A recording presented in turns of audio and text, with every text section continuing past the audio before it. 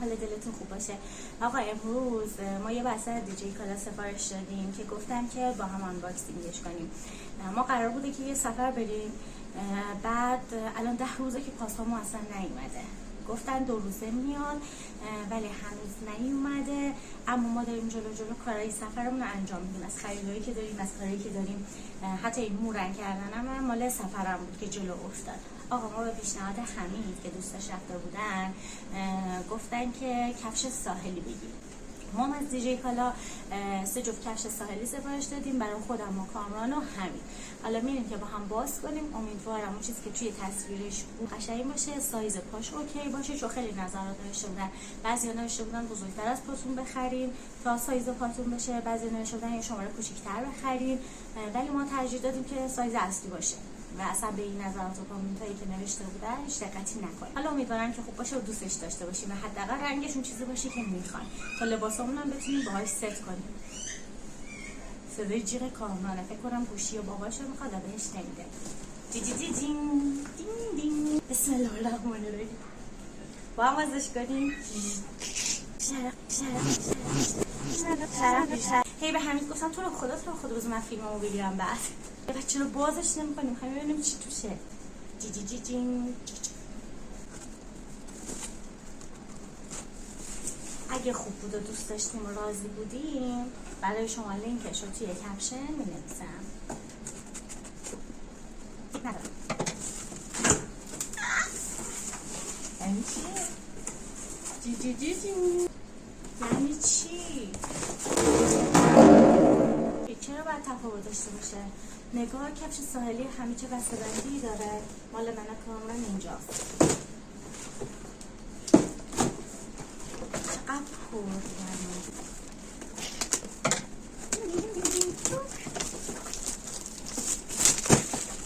بزنم خرابش کنم که اینقدر فانتزی نباشه.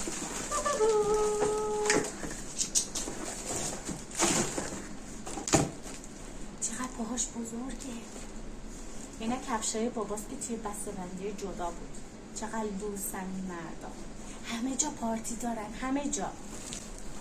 گفت سبز میخوام چه لباسشو دارم باید ست کنم.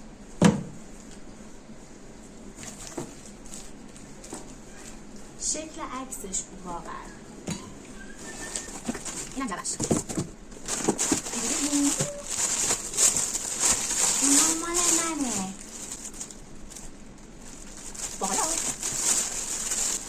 باقال حمید هر جا که رفتیم و ساحلی بود میشه ازش استفاده کرد. فقط از من یکم تاق شده. همینه دیگه، وقتی مردا رو براشون خیلی احترام میذارن تو جعبه جدا از ما رو بعد اینجوری لهش کنن. نگاه کن. خدا اینا مال پسرمه. وقتی داشتیم سفارش میدادیم گفت پس من چی؟ منم کفش میخوام خودم انتخاب کنم. ولی فقط تنها چیزایی که به پای کامران میخورد که شماره 23 داشته باشه اینایی بود که شبیه کالجه. امیدوارم سایز پاش باشه و مناسب باشه. بریم پا بزنیم چی خدا رو شکر بزرگتر سفارش ندادم چون قشنگ اندازه پام دیدم دم دست‌ترین لباس تیشرت هم ببینم کردمش تو لباسم پوشیدم.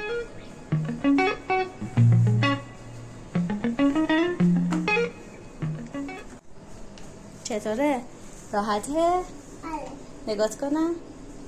بپر یکم؟ بپر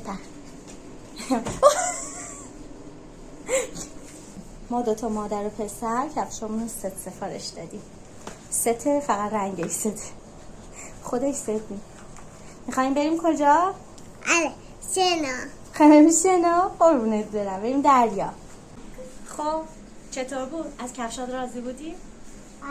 کجا قراره باهاش بری؟ شنا. بگو دریا کنار سر.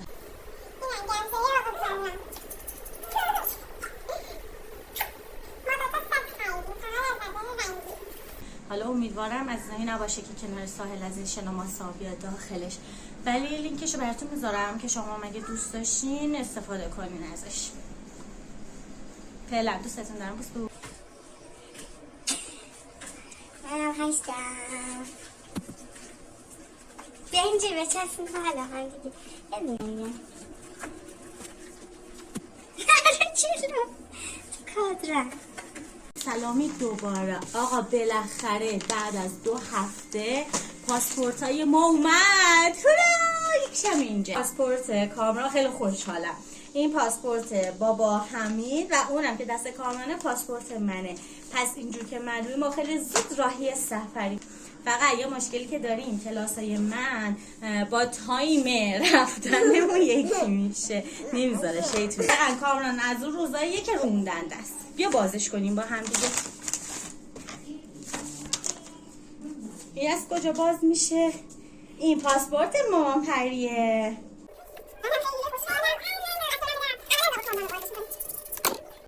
جی جی جی جی.